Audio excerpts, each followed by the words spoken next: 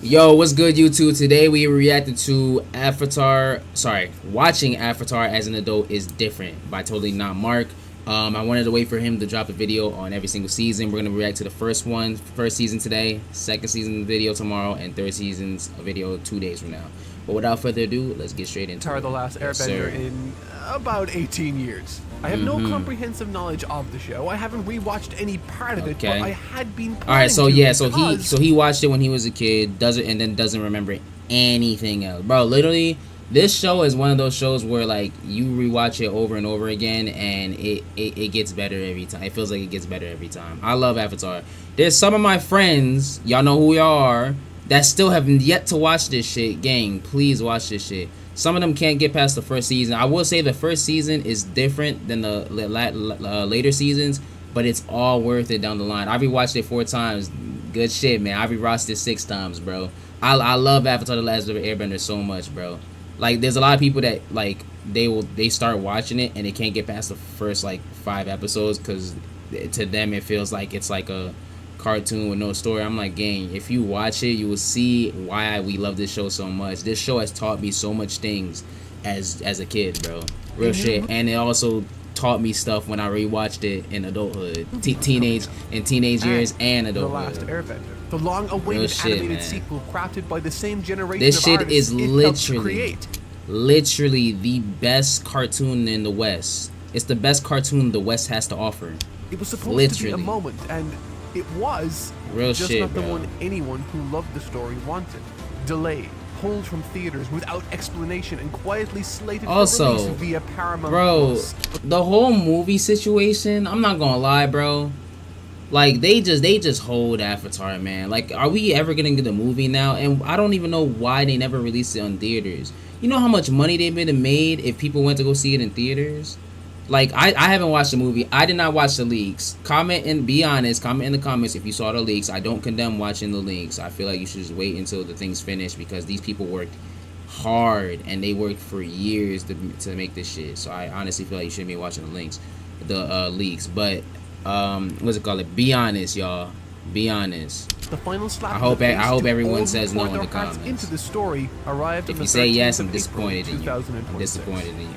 Leaked and tossed around Twitter as if it meant nothing. That is the wrong sound that I was trying to. It's not the sound I was trying to find. No, I didn't work on this. Well, those who Nickelodeon has reported, yeah, and like it's like, damn, are we still getting it in October? Not only that, there were some people that didn't even know a movie was gonna drop this year. That's how bad the promotion was for it. I knew the movie was coming soon, but dude, they should have just dropped it in theaters, bro. Like, who in their right mind thought, oh, we're not gonna drop it in theaters because we don't think it's gonna make a lot of money? Do you know how popular this franchise is? Not only that, releasing this movie would have probably brought more people to the series. Like, people that probably didn't like watch Avatar: The Last Airbender before, they would have watched this movie and be like, yo, I want to see like their origins, their story and shit like that, and tapped into that. You never know. But I did see, you know, there's shit flowing around the internet. I did see clips from the movie. I didn't watch the movie, but I saw clips from the movie, and it looks fucking great. It looks magnificent. Like, so I'm just hoping. Sorry for the yap session we get in, but I'm really hoping this shit succeeds when it drops. Because I love this series so much. What has happened already? It's literally one of my favorite stories in all fiction. It's one of my favorite stories in all fiction. Control what I do next, and I will not cover this leak. If the leakers and even Paramount Plus couldn't honor this series properly, the least that I could do is engage with it the way it was always meant to be, from the beginning, with fresh eyes, and in my case, for the first time. So is that what inspired? Is that what inspired him to rewatch? What I'm trying to delicately say is, fuck Paramount, fuck those leakers. I'm Totallynotmark, and this is my review of Avatar: The Last Airbender. When the world needed him most, he vanished. I believe Totallynotmark. Damn this show. I think I should make a cry counter here and put it somewhere on screen because I've never cried during any part of the story as a kid, and now I'm struggling to hold it together just 3 episodes in as a grown adult. Now, while I've forgotten most of the main story beats of Avatar, I knew this opening was coming for me. And unsurprisingly, it's brilliant. Now, as we go through this story, particularly this first season, I'm going to have some qualms to pick here and there. But this intro is not one of them, particularly for someone like me who was the same age as Aang when he first saw it. Oh god, am I going to start opening up about my childhood during this? No, fight the urge to overshare. Yo, was that Linkin Park? That was suppressed memories are great. Now, we might not be in the Fire Nation just yet, but for many of us around sorry, the world, let's get the ad. I'm sorry. Now, say what you want about Katara's opening monologue, which accompanies each episode's intro. Say what you want about the mature geopolitical themes that underpin every character's decisions. Say what you want about the magical system that made me also, chat, to those who don't know, I love watching Totallynotmark's reviews, bro. He started with Dragon Ball, and I'm a huge Dragon Ball fan, so I would always watch his Dragon Ball videos. But then he started watching One Piece, and bro, I would react to every single arc video. And bro, dude, it was like the best content during that time, bro. Perfect dinner food, bro. Perfect. You know how like you struggle to get a perfect dinner video, bro? Because like I watch YouTube when I eat dinner all the time, bro. Like that. Every time Totallynotmark would drop, I'm like, oh yeah, I'm watching this for dinner for sure, 100%. And even though I would finish my dinner, probably 15 minutes in the video would be 40 minutes, maybe sometimes like I think some of them were like an hour. I would watch the whole thing in that sitting right then and there, bro, because I was waiting for that shit, like dead ass. And then from there on, he started doing other anime as well, and I love his content, bro. Oh my gosh, I think his one of his greatest videos, the one that like feels different from the others, is his Vinland Saga videos, bro. Like that shit, it was just fucking insane. He actually went to like different parts of the world, relating to the story that what's it called, in order to like review it and shit. I'm getting off topic. I'm sorry, yo, y'all gotta let me know when I'm yapping, bro. Y'all know me. I like to yap. Oh my god, y'all know I'm so me. much more excited now. But definitely check out Totallynotmark, bro. He's a really good content creator, bro. I'm telling you. And he works so hard in his videos. All of that, none of it would have mattered to me without the message these first 3 episodes hit me over the head with. And that message is, life is unfair. For some of us, more than others. And for a lot of kids from lower income backgrounds, broken families are worse, I think there was something in this message that felt like it was speaking directly to us. Something relatable, something unlike anything we'd seen from a cartoon before. Now, death is one thing, but genocide and the permanence of it are but one of the many more mature themes this story doesn't to find shy out that away you're from the to last protect of your kind its younger demographic. is just and while I was insane. very much, and still am, a bona fide Dragon Ball boy, the dub I was subject to growing up with, let's just say, took a few liberties to protect the innocence of children. It's your 5 seconds of fame. Look, I can see their parachutes. They're okay. So, right out the gate, what I connected to the most in this show was how honest it was compared to virtually everything else available to me back in the mid-2000s. Zuko as a villain is immediately sympathetic. Aang as a hero is immediately more complicated, and with each passing episode, there's this undercurrent of something much darker through mention of the Fire Nation. Now, looking at these episodes with mature eyes, easily my favorite creative decision has been how they've chosen to introduce this threat of the Fire Nation. No, not him. Zuko's introduction, if anything, only serves to subvert our expectations in episode 3. Upon their first meeting, Aang, dare I say, easily outmaneuvers Zuko, positioning the young firebender less as a threat and more as a, pathetic representation that the Fire Nation's wrath isn't limited to those outside of their ranks or even their royal family. Instead of seeing the true might and horror of the Fire Nation firsthand, our perception is limited to stories from those impacted the most. Katara's water tribe, Zuko and his uncle, and I think most ingeniously through the environment of Aang's air temple. Upon landing, each passing second is packed with environmental storytelling. The deafening silence, crumbling ruins, and discarded armor all standing in unmistakable contradiction to the stories and flashbacks Aang harkens back to upon his approach. Especially with the difference of how the place used to look compared to how it is now. Aang harkens back to upon his approach. We at home know what's happened. Katara and Sokka know what's happened, and we're forced to wait as Aang slowly comes face to face with the consequences of his decision to run away.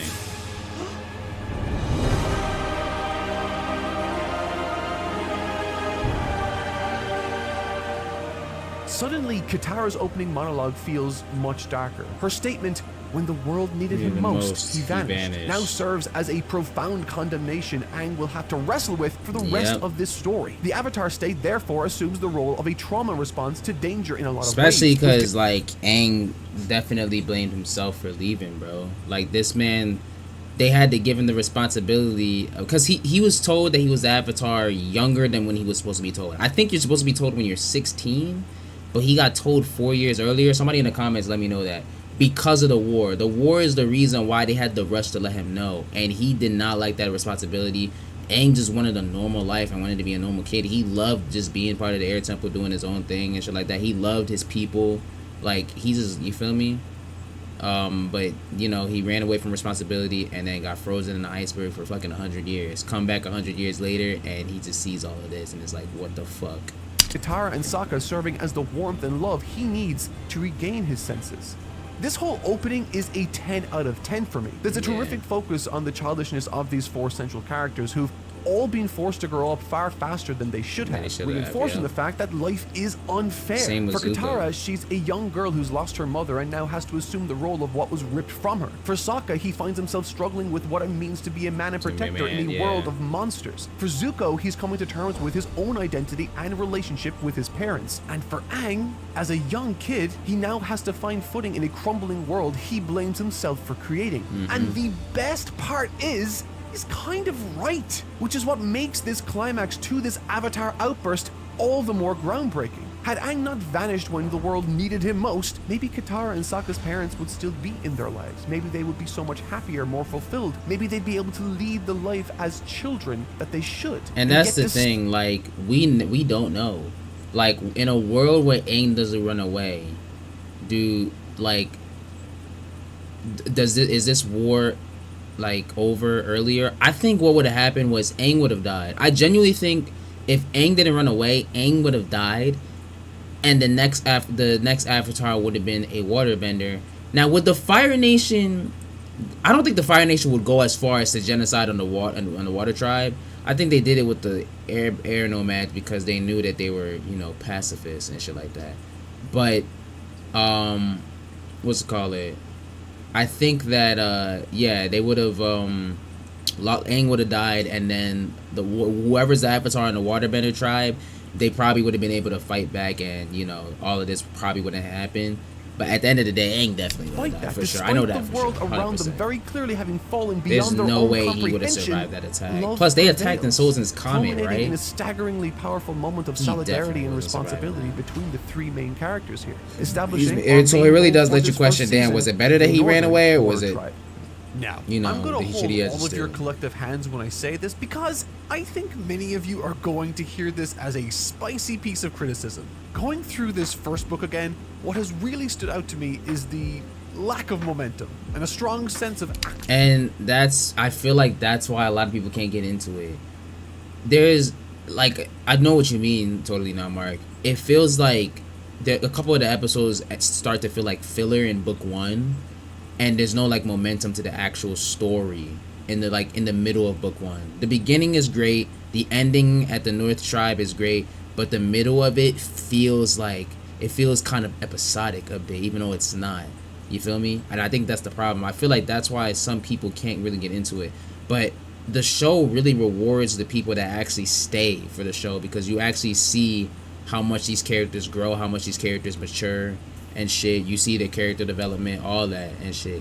And so I really feel like those fun moments in the beginning of season 1 were necessary for that. Actually building to something. But in the end, it's not so bad, because I think this criticism I have for this early material speaks to the speed with which the creators committed to the story eventually. You see, early Avatar is extremely episodic, and I'm not so sure this approach was necessarily entirely a bad thing given the character work that sits alongside it. It's very clear that there are fundamental and essential elements that comprise the bedrock of these standalone outings. The Kyoshi warriors and Bumi stand out as components that inform the characters of Sokka and Aang's journeys, not to mention Katara's progression as a waterbender and Aang's eventual waterbending teacher. All of that is totally fun and dandy, and I adore it in this early section. However, it's difficult to deny that the story I want more of in this adventure isn't being serviced by the format. And the creators definitely agree with me on this, because they fundamentally changed their approach towards the end of this very season. You see, so much of modern storytelling has been serialized, and sometimes to a fault, with the swap from 24 episode seasons to 12 and sometimes even 6 or 8 episode outings. Do y'all remember that? Now I'm gonna mention something nostalgic. Do y'all remember that? Critique Avatar is getting old. to be honest. No, he's pointing out something very, very, very, very valid. Like, cause bro, what's it called, Jeremy? I've tried to get, you know how many times I've tried to get Oscar and Aiden into Avatar. The reason why they couldn't get into Avatar is because like season 1, the middle of season 1 is episodic and shit. And what I was saying was that, but I feel like that's necessary and shit to really show, like everything was like, you know, to really show their personalities and their character development throughout the series and how much they mature later on and shit. All of that I feel like is necessary, but that is a reason why some people can't get into Avatar: The Last Airbender, even though it's not even like too bad. It's not even it really isn't too bad compared to other shows, bro. But some people just can't get into it because of the middle of season 1. They'll be hooked in the beginning, and then the episodicness of it loses them because it starts to feel like a Western cartoon, like how episodic it is and shit. But literally, if they get past that part, then the later parts of the show will literally reward them for sticking through and shit. It's just like One Piece. The beginning of One Piece is slow. Like, let's be honest. Like, the beginning of One Piece is slow, but once you make it to Arlong Park Baratie, for me Baratie, for real. Once you make it to Baratie, it were kind of like, I would say you start to get a little hooked. Then Arlong Park, you start to get even more hooked, and then Alabasta, like One Piece goes like this a little bit. You feel me? But it rewards you when you watch those arcs and shit. It rewards you for sticking around. Like that's literally what One Piece is and shit like that. Now for me, as I was watching the show, for me, it was just constantly going up. I love the show so much. Like literally, like that's just how it was for me. But I know for some people watching, it's like this. One Piece is like this for some people watching and shit like that.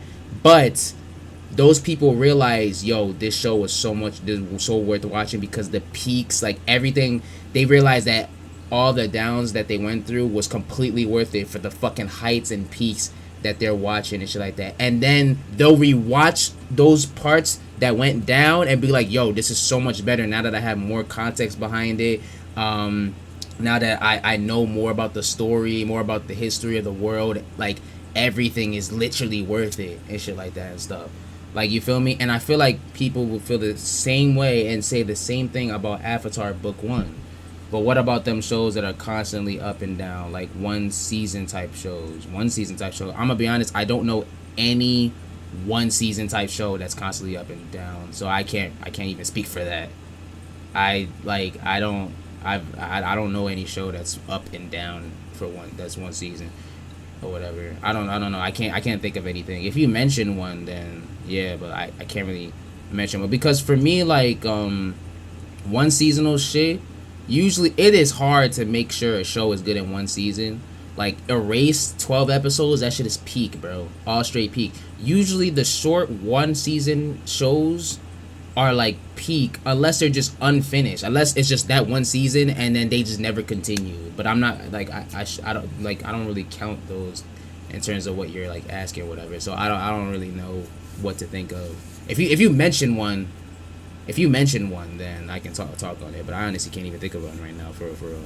But what's it called? Going back on here, chat, y'all remember when back then, back then, shows used to have 24 episode seasons, bro. All 1 hour episodes. I don't think people remember that, bro. The biggest culprit for that was CW shows.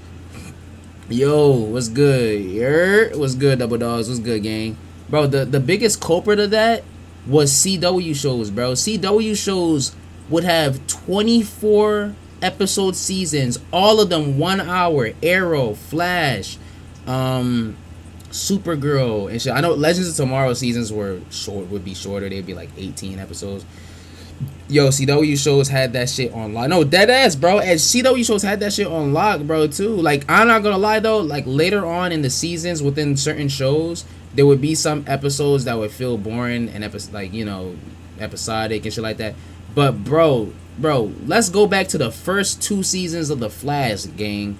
First 2 seasons of The Flash, first 2 seasons of Arrow, fucking peak television, my nigga. Peak all 24 episodes, peak television.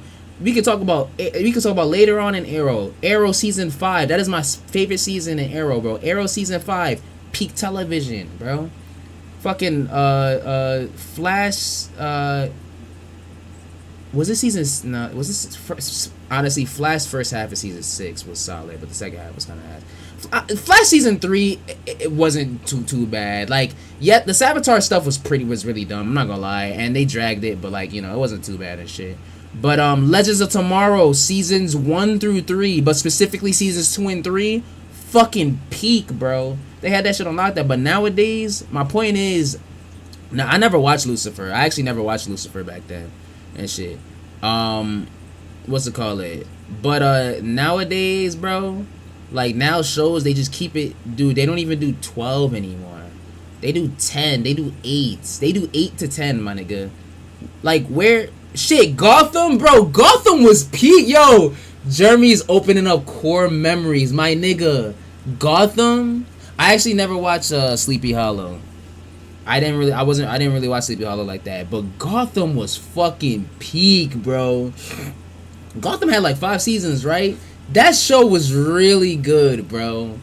Like, I love that it wasn't a show about Batman. It was dead ass just a show about Gotham and shit, and all the Gotham characters and shit.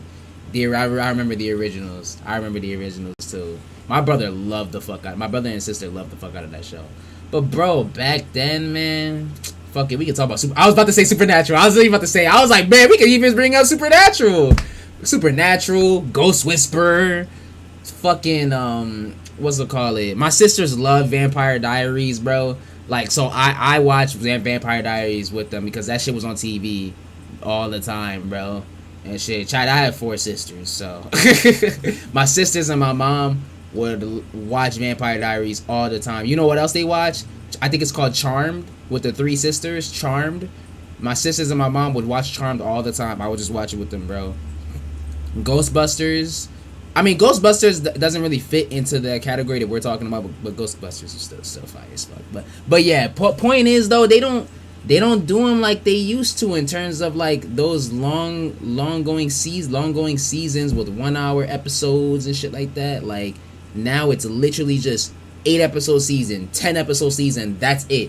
When's the last time you saw a 24 episode season with 1 hour episodes? I haven't seen that since like what, 2016. Since like 2016, maybe 2015. It's been 10 years since we got stuff like that. And I feel like, bro, fucking Hollywood or just media in general, shows, they realize that the attention span for people is getting, like, you know, worse and worse.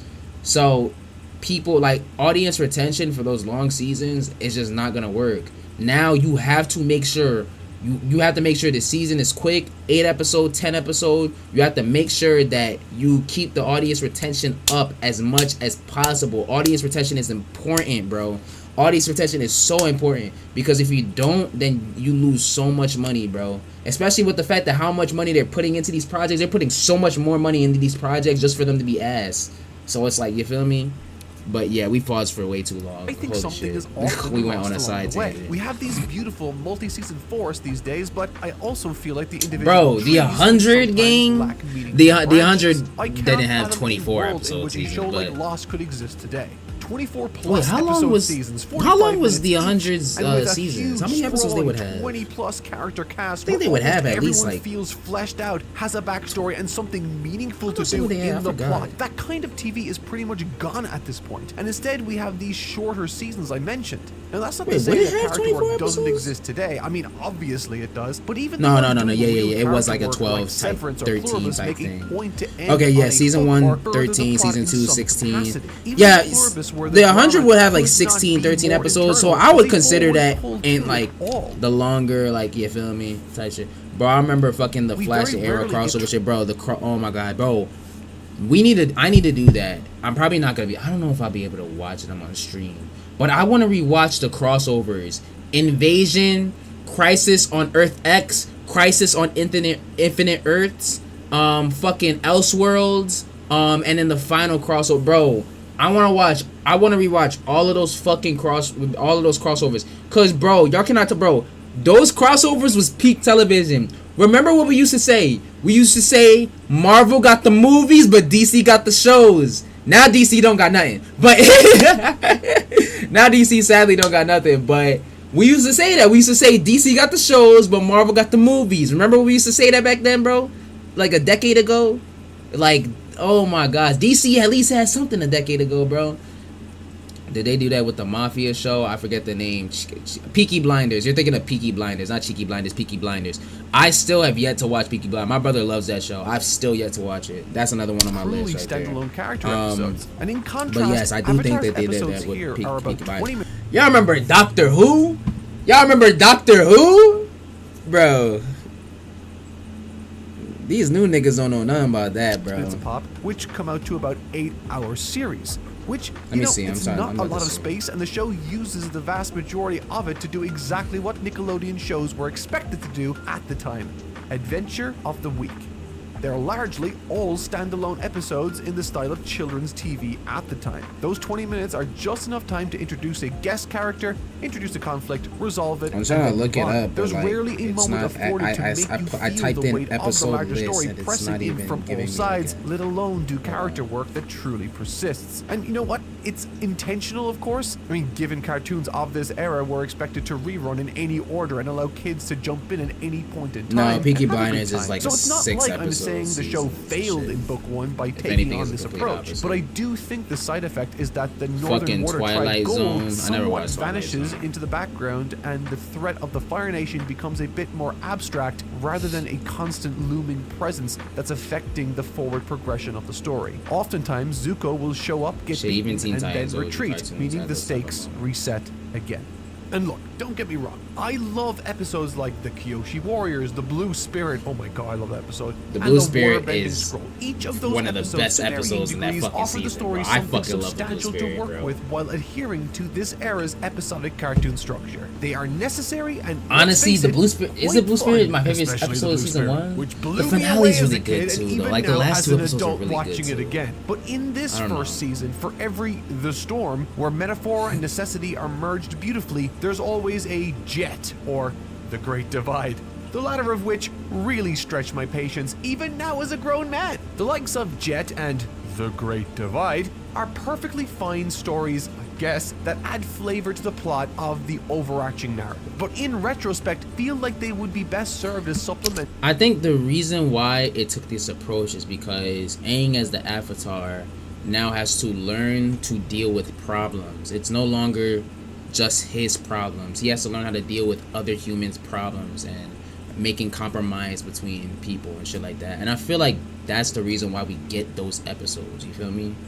Like material, not crazy to be that Avatar Last per se, Airbender but and rather Gold, repurposed as part of something bigger and consequential.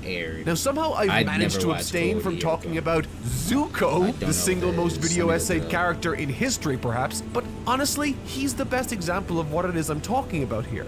As a kid, Zuko stood out to me because he wasn't the sort of character one would find in these monster This looks familiar. These characters where in Pokemon, look Team very Rocket served the same purpose time and time again, and we love them I've seen for these it. characters Zuko's before. entire purpose is to evolve, to change, and over time reveal his scar to us, both literally and metaphorically. And I think he very well might be the very first sympathetic antagonist I had ever come across. With each passing episode, the nature of what he means within the story evolves itself. What the writers understood, I believe, perhaps better than anyone had in children's animation before them, is that a villain who grows is a mirror held up to the hero. Every single time we cut back to Zuko's ship, we're watching a parallel story about what it costs to want something so badly that you lose the ability to see yourself clearly. The chase for the Avatar in Zuko's case isn't evil, it's desperation. Yeah, it's a literally quality just that, unlike evil, is comfortably something any child watching could see within themselves. And honestly, bro, I love Zuko so much, bro. He's literally, for those who don't know, Zuko's literally my favorite character of this entire series. I love characters with character development, and his growth from season 1 to season 3 is just fucking phenomenal, bro. Who he's being told he must become. Him and Toph are my favorite characters. Its profound, powerful, emotional undercurrent that even People manages to surpass Zuko. the main protagonist in many I'm respects. gonna be honest, I've never heard anyone hate Zuko before and shit like that. Like I've heard people not have him as his favorite character, have their favorite character, but I've never seen anyone. If you actually hate Zuko, then you got a problem, gang, because Zuko is the GOAT, bro. I hate Katara. Yeah, there are people that hate Katara. I really don't think Katara is not too bad. Like, she at the end of the day, she's the way she is because of how she lost her mother and shit like that. That's literally why she's the way she is. That's why she don't just trust anybody and shit. Yeah, sometimes she can be a little like, but like, I love her, but I hate work. it. This first season is at its strongest when it offers continuity to an existing story. Mini arcs within greater narratives, like Zuko's ongoing battle with his own identity. The intro that I already spoke on with this story, the winter solstice, and indeed, the final stretch of this season that captured my imagination, the likes of which few shows before ever had. Making Season 1 of Avatar The Last Airbender extremely entertaining, with truly revolutionary ideas that bring children's cartoons into now, something if you hate more in the realms Iroh, of go what to no adults dead ass. typically- Yeah, no one hates Iroh for sure, bro. Everyone loves Iroh. If you hate Iroh, you got a problem, gang. You actually got a problem if you don't like that nigga, bro. That nigga's the most. That's our wise uncle as a kid, bro. Iroh is our wise uncle, bro. He's all of our uncles, bro. That ass. What man. makes this story so powerful and exceptional? That is until we got to the Northern Water Tribe. I know this video has been kind of all over the place, and while it might have sounded like I've been ragging on the less focused episodes in this first season, I want to reassure you all that I still enjoyed. Dude, Azula is such a great fucking antagonist, bro. Like, every time she showed up, she made the episode a fucking banger, dog. Y'all can't tell me otherwise, bro. Y'all can't, y'all can't tell me otherwise, bro. What's it called? I love Azula, me personally, because of how great, I'm gonna be honest, this might be a hot take, I like Azula more than Ozai. Don't get me wrong, Ozai is cool and all, but Ozai, like, he only really showed his presence in the final season.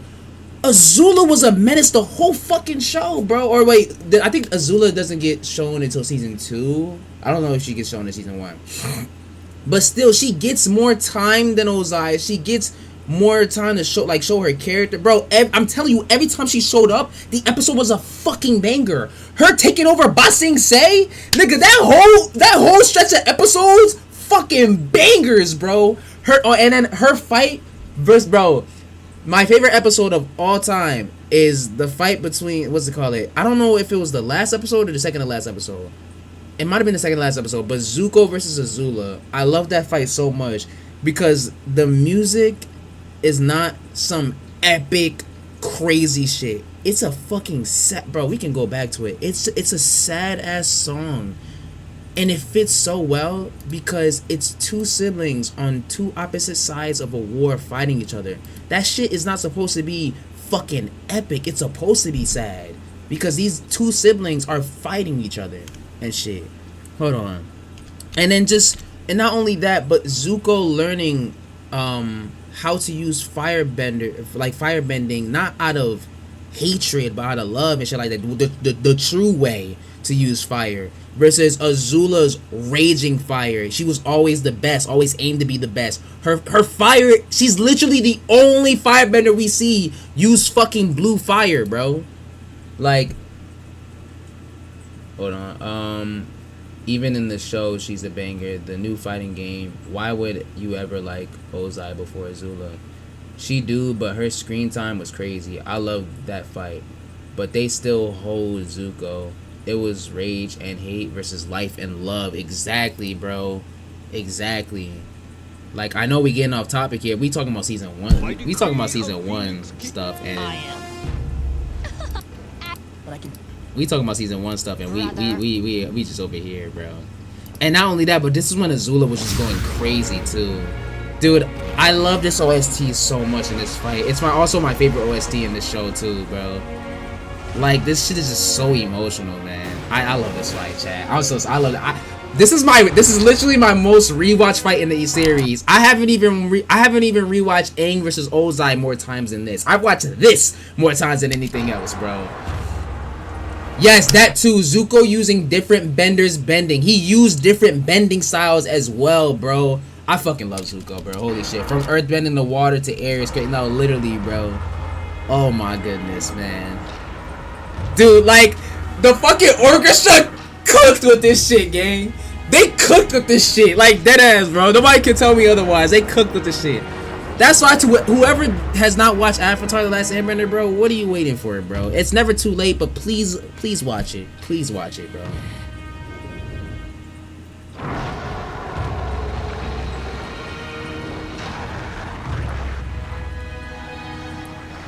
Me watching this as a kid, bro, I'm just like...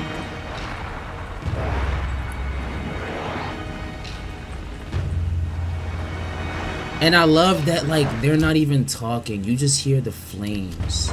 You just hear the combat and the somber music.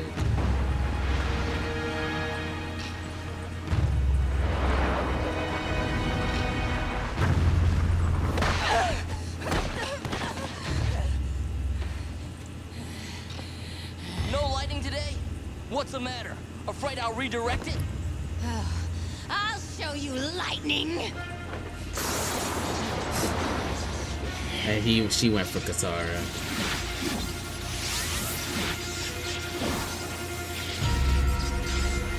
Katara, get the fuck out of here. Yeah, why was she standing there, bro? Obviously Azula would be hitting her.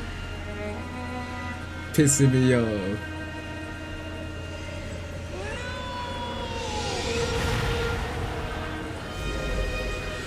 And during this time, bro, lightning was a really big deal, bro.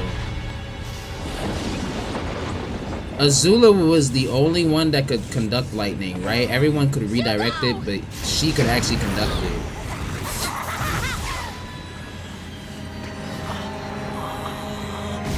They let Zuko live because of plot, thanks to her ass. That's a fair point. To be honest, if we really think about it, Zuko probably should have died right there. Because, like, lightning was very lethal in this show, bro. Like, lightning was such a big fucking deal in this series, yo. Like, real shit. And Iroh can also do that. I thought Iroh could only redirect. I thought Azula was the only one that can conduct. Can Iroh conduct?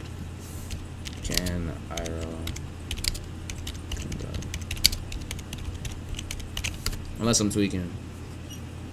Okay. Iroh can do both as well. My fault. My bad, dragon. My bad, dragon of the west. Can also, what the fuck, can't spell for shit. Word. So, okay, Iroh and Azula could. But Zuko could only redirect it. Alright, we gotta get back to the video. We're getting off topic here. With these 4 children. We'll get to season 3's video in 2 days. I'm reacting to his book 2 video tomorrow and book 3 video the day after. When they're allowed to just be kids. Aang's White Lotus meltdowns niggas into the Avatar state, whenever Azula, they occur, Ozai, take place in Iroh, moments of extreme John, distress, but also in moments where he White is Lotus forced to niggas relinquish could. control He no taught her. child should ever have to. In light of that, the Northern Air tribe stands less as the goal of this first season and more as the obligation of it. Something which consistently gets in the way of Aang riding a giant koi, Katara learning how to relax, Zuko forgiving himself, and yes, Sokka experiencing his first love. My first girlfriend turned into the moon. Yeah. That's rough, buddy. That's rough, When buddy. we look at it in that way, the tension between what these children want and Oh my what the God, world bro. is demanding of them That's rough, reflects buddy. the shift this series experiences Really, from any episodic firebender to could if they serialized learned the storytelling technique. styles. The But further it we was get such a into big this deal season, back the less then, room though, there has been to 'cause there just wasn't that have many fun that and could. be a kid. And while I don't think What this also was a an big deal was wait, was that introduced? Oh yeah. What also was a big, like, obviously Toph creating metal bending, that was another huge fucking deal. Toph creating metal bending for the first time, that shit was so fucking sick, bro. She's my second favorite character. She's like, oh my, that shit was so sick, bro. And then how its metal bending is used, how advanced it's used, and the Legend of Korra later on and shit is just insane, bro. There's a whole fucking police force with that shit. Because even in Korra, lightning was still a big deal, but a lot of people could use it. Yeah, because, like, well, I break it down to times changing, because, like, that's, like, 60 years ahead of the future. Things that were a big deal in the past are never like, they're not as big of a deal in the future. It's the same thing in the real world, you know? I don't know if you watch Free Run Double Dogs, but I remember there was a demon that was a huge fucking problem 100 years ago. Free Run's the elf. She's lived for hundreds of years. Then, when he got unsealed, someone that Free Run taught was easily able to defeat the demon because the spells that we know now in the present times are more advanced than the spells in the past. I feel like it's literally the same exact way with Avatar and shit like that. I wish they glazed lava bending more. Yes, lava bending was. It's funny, Double Dogs, that you mentioned that because I was literally gonna mention lava bending. Lava bending and combustion bending were things that were also a big deal. Blood bending was a really big deal as well. And shit, like, literally, bro. I feel like lava bending should have been an even more of a big deal than it was in the franchise and shit. What's it called? On the Fly, by the way. Yeah, I've seen this short. Combustion bending was happening around the time on Avatar. Yes, because that fucking assassin was chasing out after them, but Zuko helped out. But not a lot could do that. Yeah. Not a lot could do that. Intentional creative choice, I think is poetic nevertheless. Despite my criticisms of its structure, the story of Jet is one of the single most important episodes. I still find it crazy that airbenders are the most OP benders if they just weren't like pacifists, because they can literally just take the air out of your lung. Bro, fucking the airbending Avatar before Aang, which was like 4 Avatars ago, isn't that how she killed her enemy? By taking the air off of the lungs?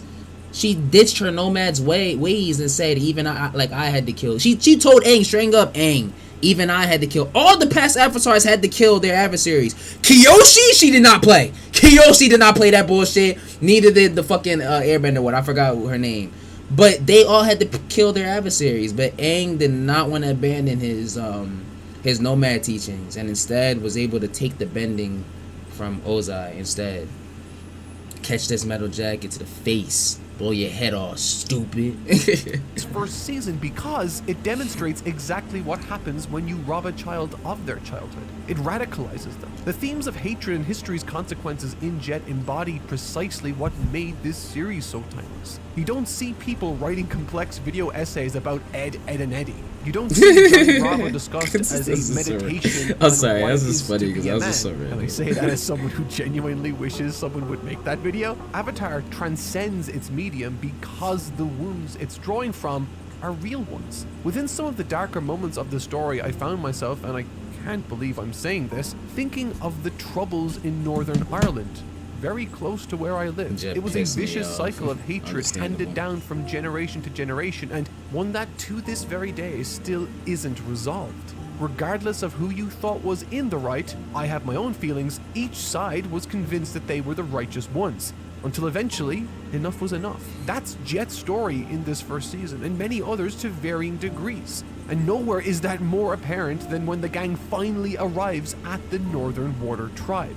There's a relief to it, yes, but it's a relief that eventually gives way to explicit conflict. Because for all of the sacrifices Katara has made on this journey, all the practice, all the discipline, all the quiet grief she's channeling into holding onto something that connects her to her mother, there's just this old man waiting at the finish line who won't teach her.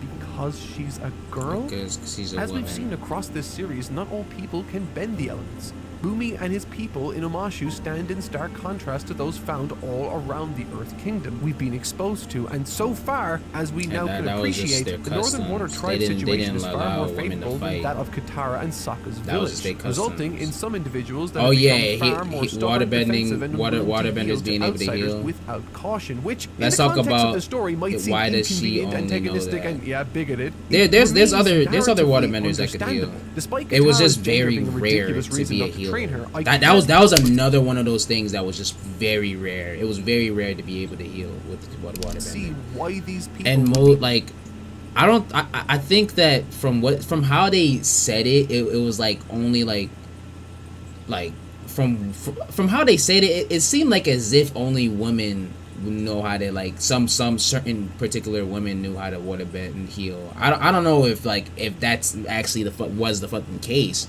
throughout this franchise's history and shit like that, but that's what it made it seem like. fearful of changing what has up until now, but nah, Katara wasn't the only their one, way though. of life. It doesn't justify it in the slightest. What's it called? Didn't she learn her healing shit from her grandma, or am I tripping?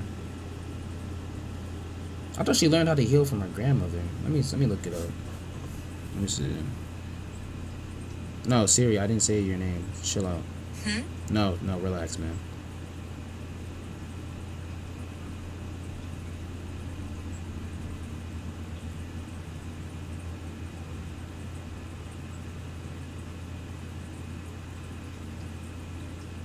Oh, wait, she did it on accident. Nah, she just figured it out while injured, I'm pretty sure. Yeah, I see that. I see that. Okay. Okay. Like, I remembered her healing her hands when Aang accidentally burned her, and then Aang was like, I'm never using firebending again, but I didn't remember that she just literally learned it on her own. So was she the first waterbender to be able to heal? Is Katara the first water to be able to heal? No, Katara is not the first waterbender to heal. Healing is an ancient subskill of waterbending that existed long before her time. But there wasn't... While Katara is one of the most famous and powerful healers, she learned it as a recognized discipline. Okay, so I'm guessing that it was a pre-existing tradition back then that was just lost in time, and then Katara just like accidentally did it. Because at the end of the day, we gotta be honest. We know Katara is a fucking prodigy. Katara is a prodigy. Fucking Aang was a prodigy. Fucking Toph was a prodigy. The only person that wasn't a prodigy was Zuko. Obviously, Sokka's not a bender. But Zuko, of the four, Zuko was the only one that wasn't a prodigy. Azula was a prodigy. Like, let's be honest. All of those characters were prodigies and shit. And that's why, like, you feel me? And so, I'm not really surprised that she randomly, like, came across it. Because, like, you feel me? She was just... She bro, the fucking teachings that she learned in the North Temple, bro, she learned them fast as fuck. But it does bring this tale again Siri into the realms of reality. Fried People me. aren't educated naturally. They don't become radicalized without cause. It's their I'm just saying they environment glossed that over brings it. Oh, this out word, of them. yeah. And as yeah. this series progresses, this motif Zuko, yeah. more. Even though Zuko wasn't a prodigy, he was the definition of hard work. That's for sure. Hard work and desperation, bro. He was desperate to prove himself, but then he realized that proving himself to his father for parental love was not worth it. He found himself, found his identity, and continued to work hard on what he was doing. And then he ended up teaching Aang firebending and shit. Don't worry, Aang, I hid myself.